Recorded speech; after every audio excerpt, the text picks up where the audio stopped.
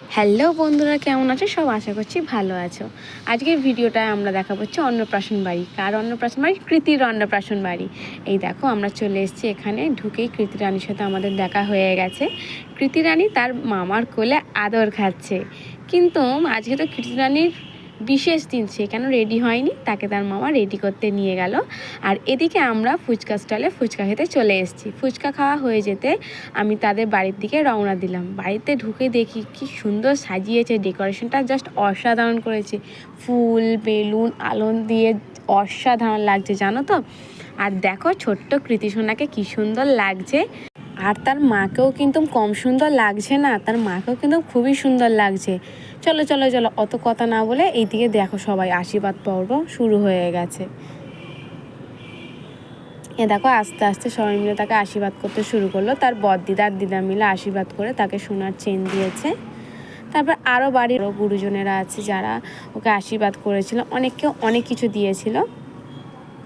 তারপর দেখো, আমরা এখানে ফটো তুলে নিলাম 2-4টে।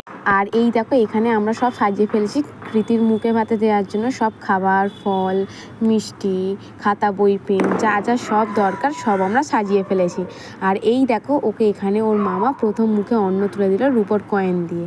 দেখো, নতুন খাবারের টেস্ট পেয়েছে তো, কি সুন্দর খাচ্ছে। দেখো, জিভ বের করে করে কি সুন্দর লাগছে। দেখো, ওর মা কি করলো, সব রকম খাবার একটু একটু করে নিয়ে মাখিয়ে দিল, ওর মামাকে দিল যাতে ওকে মুখে দিতে পারে প্রথম। তারপরে সব কিছু খাওয়ানো হয়ে যাওয়ার পরে এইদিকে ওর মামাকে মিষ্টির থালাটা সবাই মিলে ধরে দেওয়া হলো। সেখান থেকে একটু একটু করে সব মিষ্টি ওকে মুখে দেওয়া হলো।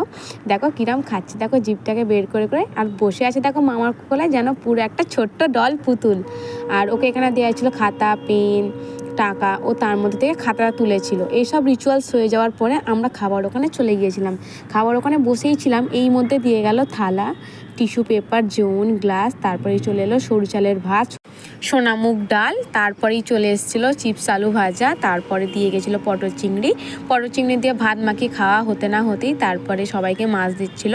আমি মাছ নিইনি, আমি আমার বাপির পা দিয়ে দেখিয়ে দিলাম তোমাদের। দেখো, কালারটা জাস্ট অসাধারণ লাগছে। তারপরে আমি নিয়েছিলাম মাংসটা জাস্ট অসাধারণ খেতে ছিল, জানো তো। আমি হালকা করে একটু লেবুর রস মেখে মুখে দিতেই যেন অমৃত।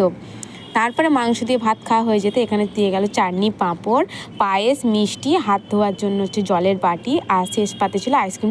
টাটা, আজকের ব্লগটা এইটুখানি। ভালো লাগলে লাইক আর সাবস্ক্রাইব করো।